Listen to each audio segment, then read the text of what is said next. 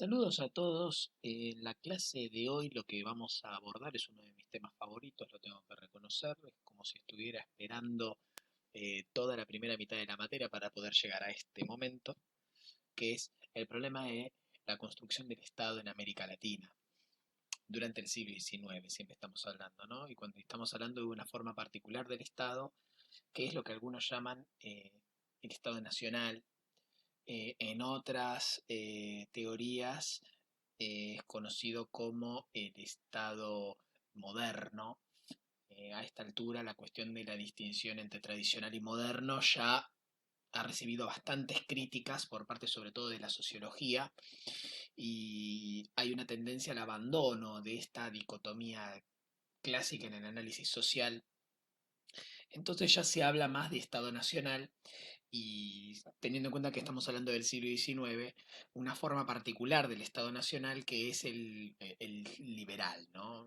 El tipo liberal de Estado. Pero vamos a los fines de poder encarar el problema de la construcción del Estado en América Latina, ver algunas premisas teóricas y conceptuales, que por supuesto no se proponen de ninguna manera agotar la temática ni mucho menos. Para poder hablar de el concepto de Estado necesitaríamos seminarios enteros solamente para el problema de las definiciones de Estado, del concepto de Estado. Ni hablemos del problema del surgimiento del Estado en general y aún más la construcción del Estado en América Latina, que ameritaría una materia en sí. Así que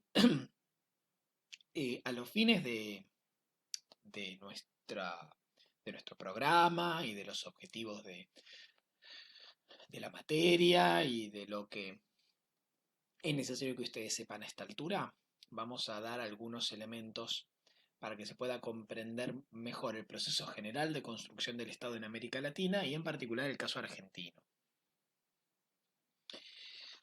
Si tenemos que definir qué es el Estado, bueno, hay un arco de posiciones posibles muy amplio que se basan sobre todo en qué elemento, qué factor o qué variable se elige para definir al Estado.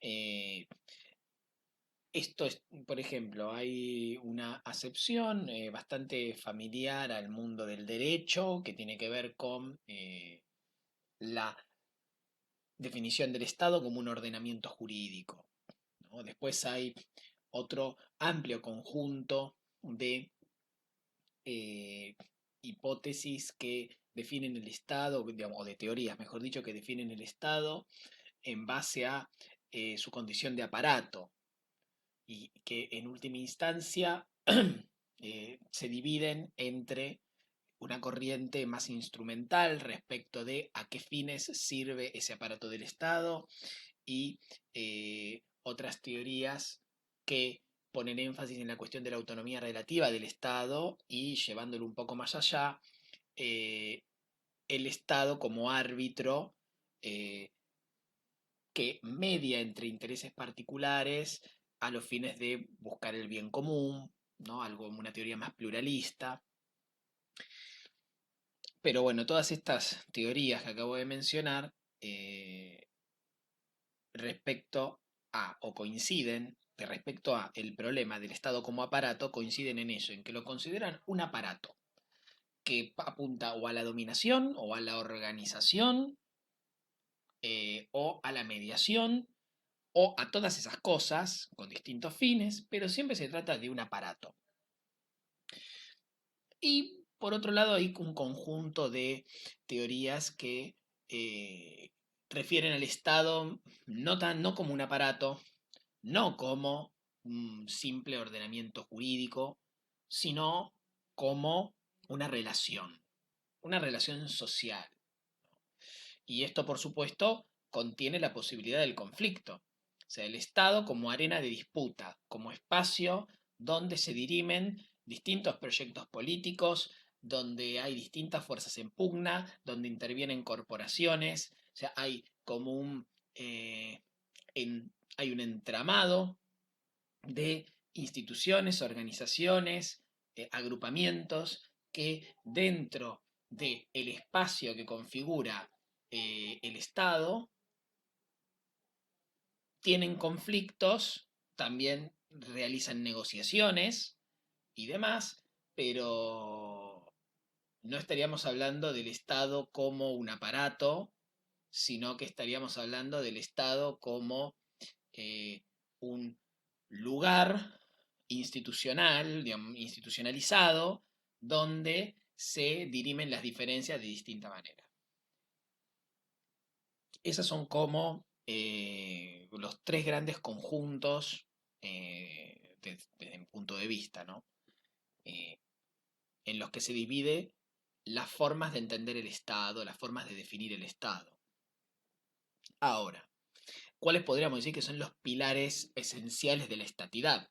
O sea, ¿qué tiene que definir, qué define o en qué coinciden la mayoría de las interpretaciones de lo que es el Estado eh, como los sostenes fundamentales de la condición de Estado? O sea, ¿qué tiene que tener un Estado en la forma más genérica que existe? No el Estado moderno, sino el Estado en sí para poder ser considerado como tal. Bueno, por un lado, el monopolio de la fuerza por parte de quienes conducen el Estado. Pero en sí, el Estado, como, como realidad social, tiene que detentar el monopolio de la fuerza. O sea, la capacidad de ejercer la violencia de una manera que sea entendida como legítima por aquellos sobre los cuales interviene. Eh, y sobre los cuales tiene jurisdicción ese Estado, o pretende tenerla. En segundo lugar, eh, la imposición de tributo, la imposición de una fiscalidad, o sea, la capacidad de obtener recursos de aquellos sobre los cuales reclama tener jurisdicción. Y la contribución que el Estado hace a la apropiación del excedente económico que se produce en la sociedad. O sea, el Estado, por un lado, cobra impuestos y, por otro lado, garantiza que va a haber, digamos, que una minoría va a apropiarse del excedente económico producido por la totalidad de la sociedad. Eh, Finalmente, tiene que haber una división en clases sociales eh, en la sociedad, sobre la cual tiene controles Estado o pretende tener controles Estado. O sea, una estructura social dividida en clases, donde por supuesto hay una clase dominante y una o un conjunto de clases subordinadas a esa clase dominante.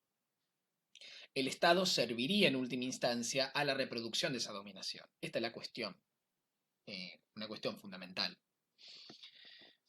Finalmente, y partiendo de estos tres elementos clave, o sea, para que haya Estado, tiene que haber uso de la fuerza, tiene que haber fiscalidad, tiene que haber una división en clases que el Estado trata de sostener.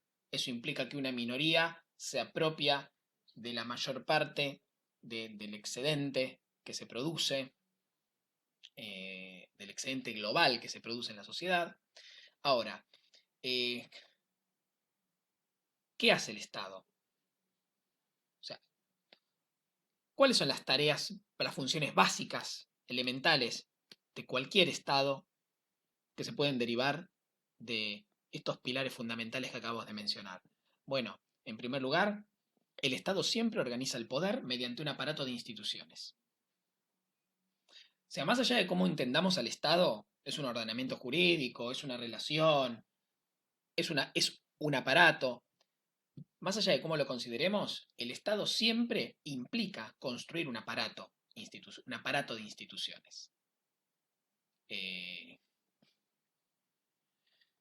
Por otro lado, el Estado tiene que garantizar la dominación política, para lo cual le sirve ese aparato de instituciones. Ese conjunto de instituciones apuntan, entre otras cosas, a garantizar la dominación política. Y finalmente, eh, también este aparato de instituciones con que el Estado organiza el poder trata de regular las relaciones sociales fundamentales en la sociedad. ¿Cuál es el objetivo supremo de todo esto? La reproducción del sistema social vigente. El Estado es, eh, y acá sí inserto mi posición particular, el Estado es un aparato de dominación que busca siempre garantizar la reproducción de las relaciones sociales dominantes en una sociedad. Eso no quiere decir que sea un Estado totalmente instrumental al interés de la clase dominante. Muchas veces el Estado busca la reproducción de, insisto, las relaciones, es decir, el sistema. Es una funcionalidad sistémica la del Estado.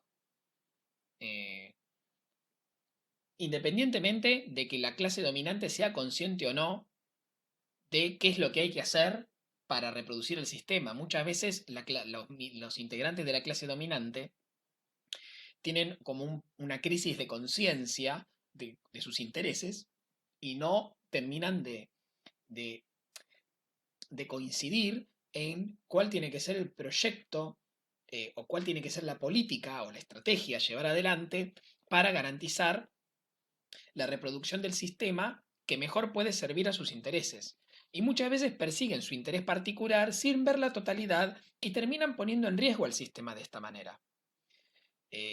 Es ahí cuando el Estado, como una especie de aparato que representa la conciencia colectiva de la clase dominante y su dirección política, toma las decisiones necesarias para preservar el sistema y de esa manera asegurar que se reproducen las relaciones que por otro lado le permiten a esa clase dominante dominar. Eh, un caso, por ejemplo, un caso lo podemos tener, por ejemplo, con la cuestión de, bueno, en una situación de crisis, aumentar los impuestos a la riqueza para poder sostener una política social basada en una serie de programas sociales o de planes sociales, como se les suele llamar, que permitan contener a la población más vulnerable. Eh, Muchos de los empresarios que son parte de la clase dominante, a los que se les va a cobrar ese impuesto, no pueden salir de una visión totalmente particular e incluso individual de su interés. Y claro, lo primero que están bien, que ven que es que el Estado les quiere cobrar más impuestos y reducir un poquito sus ganancias. Como no pueden salir de esa visión individual del problema, no llegan a ver que el Estado hace eso ¿para qué? Para evitar que los sectores más vulnerables de la sociedad puedan, ante la situación de abandono de, por parte de eh, el Estado como representante del interés general de la sociedad, puedan tener, no sé, acercarse a posiciones políticas, digamos, más extremas, más radicalizadas, y terminen poniendo en riesgo el mismo sistema. Entonces, el Estado eso lo ve, porque él tiene esa conciencia de la totalidad. Pero la clase dominante, a veces, fragmentada, sin unidad, capaz que no lo ve. Para eso tiene que intervenir el Estado. Y ahí está interviniendo para preservar el sistema, independientemente de que la clase dominante no lo está viendo. Pero bueno.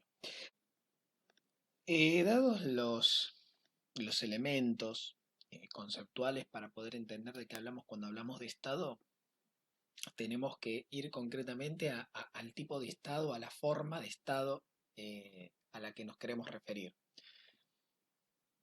Que como anticipamos al principio, es lo que algunos llaman Estado Nacional o antes, algunos todavía lo hacen, denominan el Estado moderno. que en realidad es una forma de Estado, no es el Estado. Hay algunos autores que entienden que solo se puede hablar de Estado a partir de todo lo que fue la Revolución Francesa y la construcción posterior en el siglo XIX de el liberalismo en el marco, por supuesto, de la emergencia y el avance del sistema capitalista. O sea, y todas las realidades anteriores a eso no serían Estado, sino que sería otro tipo de organización política, pero que no sería identificable con el Estado. Bueno, yo no me voy a meter en este debate. Para mí, lo que hubo antes del llamado Estado Nacional fueron distintas formas de Estado. El llamado Estado Nacional es una forma de Estado de las tantas que hubo a lo largo de la historia, y es a lo que nos vamos a dedicar particularmente ahora. Entonces, el llamado Estado Nacional es una forma de Estado que tiene una serie de características. En primer lugar, surgió en Occidente, particularmente en, eh, tiene su origen en Europa y en los Estados Unidos. Eh, Está ligado, sin lugar a dudas, al ascenso al poder de la burguesía, digamos, al ascenso como nueva clase dominante y el ascenso de la burguesía al poder político, o sea, la conquista del poder del Estado y su transformación por parte de la burguesía, y por supuesto está ligado a un proceso más general, que es el de el cambio en el sistema social en Europa y en el mundo posteriormente, eh, que es la transición al capitalismo, ¿no? O sea, es un proceso eh, integrado con lo que es el desarrollo, el avance en el desarrollo capitalista. Finalmente, está unido, es un proceso, el de la construcción del Estado, que está unido a el proceso más general de la formación de las naciones. Como podemos ver, la construcción del Estado es un proceso simultáneo, integrado y por lo tanto necesario a otros procesos que tienen que ver, como lo decíamos, con el desarrollo capitalista, con las transformaciones ligadas al desarrollo capitalista y con la formación de las naciones como unidades políticas y sociales de organización de las sociedades a nivel del sistema mundial. La primera manifestación que va a tener este Estado nacional es la forma liberal. Digamos, el Estado liberal eh, es la primera expresión del Estado nacional que vamos a conocer en América Latina, en Europa también, pero ahora pasamos ya más a la realidad latinoamericana, o vamos entrando en la latinoamericana. La primera forma que vamos a conocer y, digamos, va a alegar muchas de las características que eh, tiene el Estado hasta el día de hoy. Digamos, hay como un núcleo fundamental de funciones que el Estado liberal ha establecido y que hoy son comunes a todos los estados a nivel mundial. En todo caso, las formas de Estado que aparecieron en el siglo XX lo que hicieron fue sumar funciones y con eso cambiar aspectos de la estructura o cambiar la organización del Estado, pero siempre partiendo de la base que heredó el liberalismo. La forma liberal es lo que podemos identificar como el Estado mínimo, ¿no? Cuando hablamos de Estado mínimo, hablamos de Estado mínimo en sus funciones. Posteriormente vamos a ver mejor a qué se refiere esto. Ahora, ¿cuáles son los atributos de estatidad? Los atributos de estatidad, o sea, ¿cuáles son las capacidades que tiene que tener el Estado nacional para poder ser considerado como tal? Anteriormente hablamos de las capacidades que tiene que tener el Estado en general. Bueno, ahora, a esta forma estatal en particular, eh,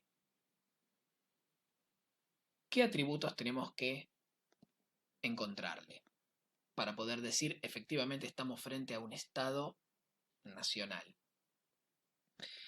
Bueno, estos atributos de estatidad que ustedes pueden encontrar formulados de la manera más clásica en Oscar Oslak, un politólogo que basó en buena medida su carrera y su prestigio inicial en sus trabajos alrededor del problema del Estado en América Latina, pero en particular el caso de la construcción del Estado argentino, que, eh, que así se llama su obra fundamental, el libro La formación del Estado argentino, que es la ampliación el artículo que ustedes tienen para leer.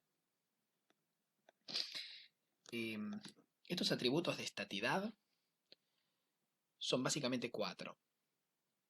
Por un lado, la capacidad de externalizar su poder, que es básicamente poder lograr el reconocimiento como entidad política soberana por parte de otras entidades.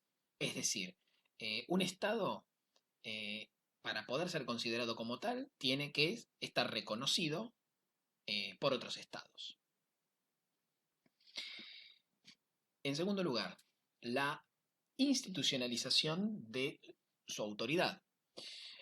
Y esta es una forma elegante de referirse al monopolio de la fuerza, el monopolio legítimo o legal de la fuerza o la violencia. Formúlenlo como quieran, pero que podemos ver que, por supuesto, en términos de instituciones, se ve reflejado básicamente en dos tipos de fuerza: las fuerzas de seguridad internas y las fuerzas de defensa eh, ante cualquier amenaza externa, el ejército y la policía. En tercer lugar, la capacidad de diferenciar el control, la diferenciación del control. Esto refiere a dos cosas. Por un lado, la organización de un aparato administrativo que le permita cumplir con sus funciones. Y por otro lado, la capacidad de percibir o de captar recursos de la población sobre la que el Estado reivindica tener el control de una manera legítima. Cobrar impuestos, o sea, digamos, implementar una fiscalidad que sea reconocida y que por lo tanto se cumpla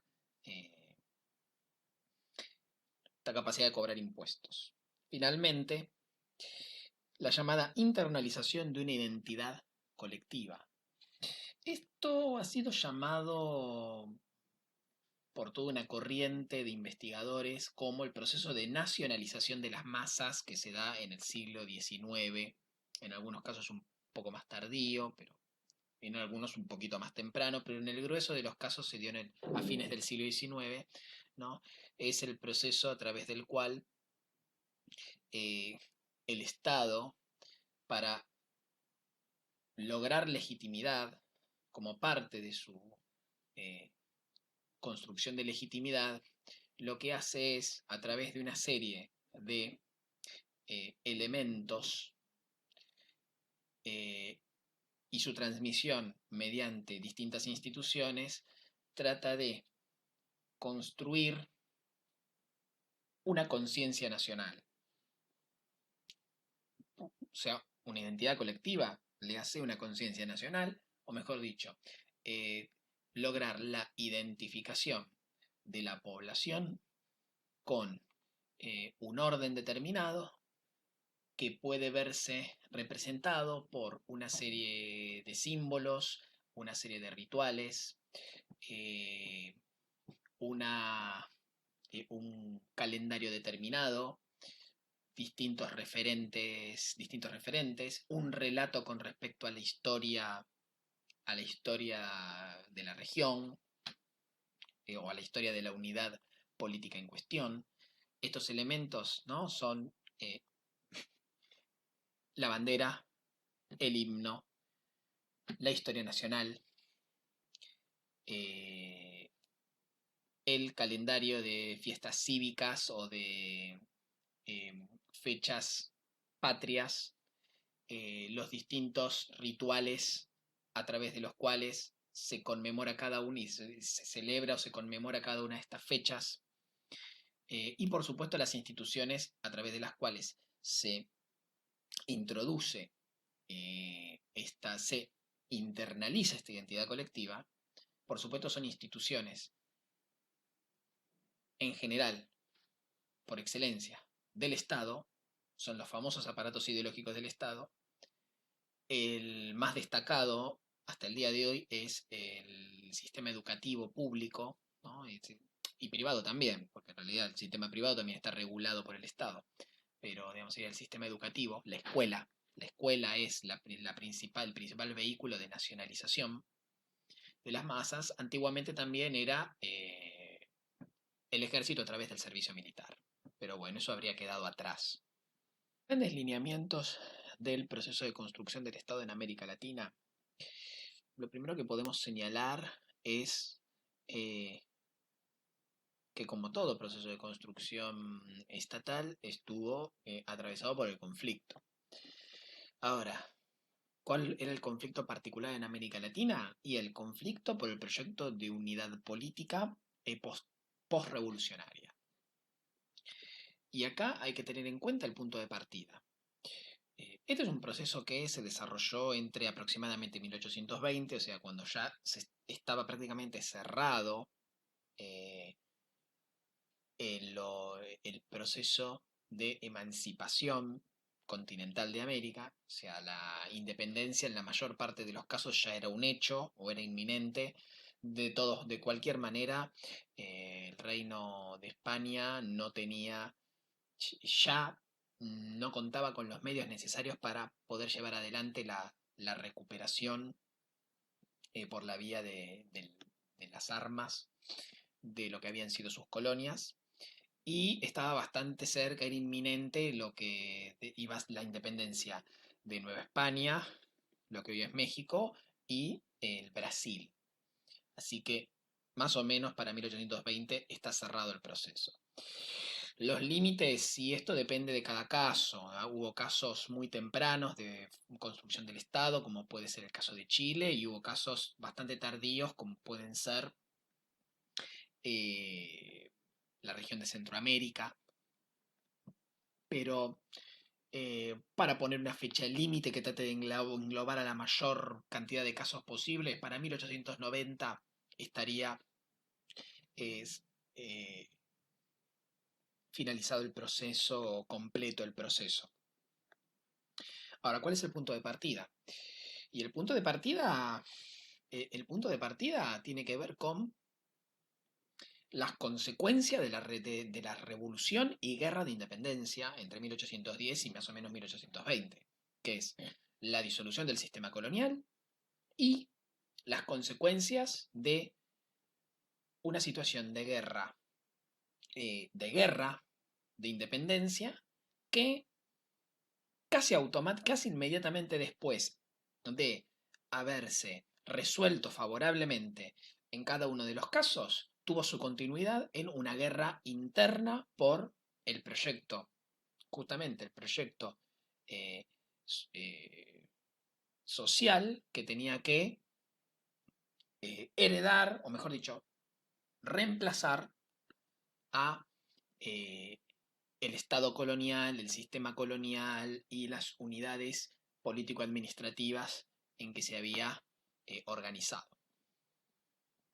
De manera tal que que en buena parte del periodo que mencionamos recién, eh, la situación sobre la cual intervinieron los, digamos, las distintas facciones en conflicto fue un escenario caracterizado por una eh, tendencia a la fragmentación política, una situación de fragmentación política que se reproducía sistemáticamente y que tuvo como notas destacadas el surgimiento del llamado caudillismo o caudillismos como,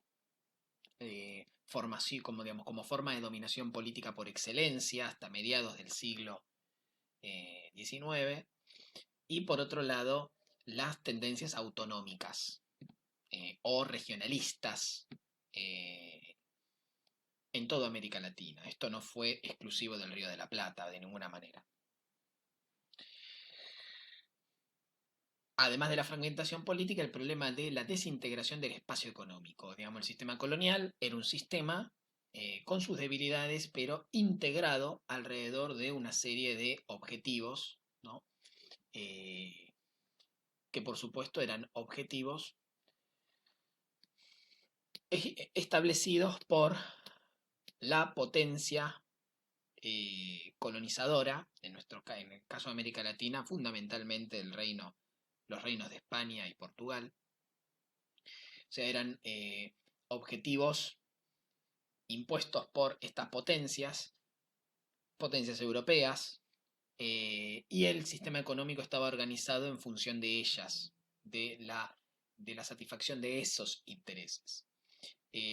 Bueno, por supuesto, con la ruptura del vínculo colonial, esos objetivos perdieron sentido, pero al mismo tiempo, y también como consecuencia del tremendo retroceso en las fuerzas productivas, esto es, las tremendas pérdidas humanas y materiales que generó la prolongada guerra de independencia y su continuidad en la guerra, en las guerras internas o guerras civiles, eh, hubo un desmembramiento de lo que era ese sistema económico, una múltiple partición que no dio lugar a ningún nuevo sistema, no hablemos ya a escala continental, sino ni siquiera a escala de unidades superiores a pequeñas regiones. Hay una desarticulación del espacio económico que no encontró en una unidad superior una reorganización en lo inmediato. Ahora, ¿quiénes se enfrentaron? Bueno, se enfrentaron distintas facciones en las que se dividió la nueva clase dominante terrateniente y comercial criolla, que es la que sustituyó a la vieja clase dominante de origen fundamentalmente español peninsular, ¿no? Digamos, los criollos logran el ascenso al poder desplazando a lo que era, lo que era el funcionariado, por un lado, el funcionariado, pero también los distintos, la clase terrateniente y comercial española, digamos, o española peninsular. ¿Cuáles eran las principales contradicciones a través de las cuales se van a expresar este enfrentamiento, esta lucha facciosa? Bueno, en la mayor parte de América Latina, el enfrentamiento tuvo dos nombres: liberales contra conservadores. Esto fue así en buena parte en la mayor parte del continente. El único lugar donde fue distinto fue en el Río de la Plata, donde estas denominaciones nunca prendieron. Tampoco prendieron, por ejemplo, cuando hablamos del Río de la Plata hablamos también de la banda oriental, lo que hoy es Uruguay. Ahí no, acá prendieron bandos definidos más por la otra gran contradicción que hubo, que era la contradicción alrededor de el sistema de relaciones entre el poder central y las regiones. Esto es lo que vimos en clases anteriores como el debate entre un proyecto centralista y un proyecto más federal, respetuoso de las autonomías regionales y demás. Entonces, estas son las grandes contradicciones en que se expresó la lucha de facciones. ¿Cuáles eran ahora, ¿por qué se peleaban? ¿Cuáles eran los nudos, los ejes fundamentales del conflicto? Las grandes cuestiones a resolver para para la nueva unidad política, para conformar una nueva unidad política. Bueno, por un lado, ¿cuál tenía que ser su arquitectura institucional? O sea, ¿cuál tenía que ser la forma de Estado y cuál iba a ser la forma de gobierno? Lo que incluía el problema de la relación entre el poder central y las regiones. Por otro lado, el problema de la organización de la economía. Fundamentalmente, estamos hablando de organizar una economía en el marco del desarrollo y la expansión del capitalismo en el mundo. Se trataba de poder integrar lo que eran economías regionales dispersas en un mercado interno unificado. Y finalmente, decidir la modalidad de inserción en el sistema mundial a través de su mercado. Y cuando hablamos de un sistema mundial, hablamos de un sistema mundial capitalista. ¿Cómo nos íbamos a integrar? Una vez resueltas las cuestiones alrededor de las formas institucionales y la organización de la economía. ¿Cómo nos vamos a relacionar con el resto del mundo? No solo a nivel político, también a nivel económico. ¿Cómo van a ser nuestras relaciones políticas y económicas internacionales? Entonces, la construcción del Estado lo que va a requerir, en el caso latinoamericano en particular, es la unidad previa de la clase dominante. O sea, una vez que la clase dominante ponga fin a sus luchas facciosas y pueda conformar un bloque de dominación estable, con proyección nacional, o sea, una vez que la clase dominante, estos terratenientes y comerciantes criollos, que sustituyeron en la cumbre a la clase dominante propia del periodo colonial española, de la península, eh, una vez que esta clase dominante pusiera fin a eh, sus conflictos internos, pudiera avanzar en una unidad alrededor de o avanzaba en la unidad alrededor de un proyecto, o una de las facciones digamos, triunfaba de manera definitiva y, por supuesto, después recomponía con la otra facción de manera tal de formar una unidad superadora del conflicto y darle viabilidad al nuevo proyecto. Una vez que se pusiera fin a esas luchas y se lograra formar un bloque de dominación, se podía emprender la construcción del Estado, la organización de la economía y encarar la relación con el resto del mundo. De manera tal que la construcción del Estado va de la mano con el problema de la unidad de la clase dominante, el proceso de unificación de la clase dominante a través de una serie de la resolución de conflictos y el juego de alianzas. Y por otro lado va unido también a la cuestión de la formación de la nación, o sea, la formación de una unidad política de orden superior que engloba todo esto. En conclusión, ¿cuál fue el proyecto que triunfó? Bueno, a escala de prácticamente toda América Latina, el proyecto que termina triunfando es un proyecto oligárquico, liberal conservador y dependiente, encabezado por la naciente burguesía nativa, ¿no? La naciente burguesía ligada a los sectores económicos primario exportadores. Ese es el proyecto que va a triunfar y esa es como la clase social ligada a ese proyecto y que lo va a encabezar. De manera tal que la formación de las naciones latinoamericanas va a tener esta impronta.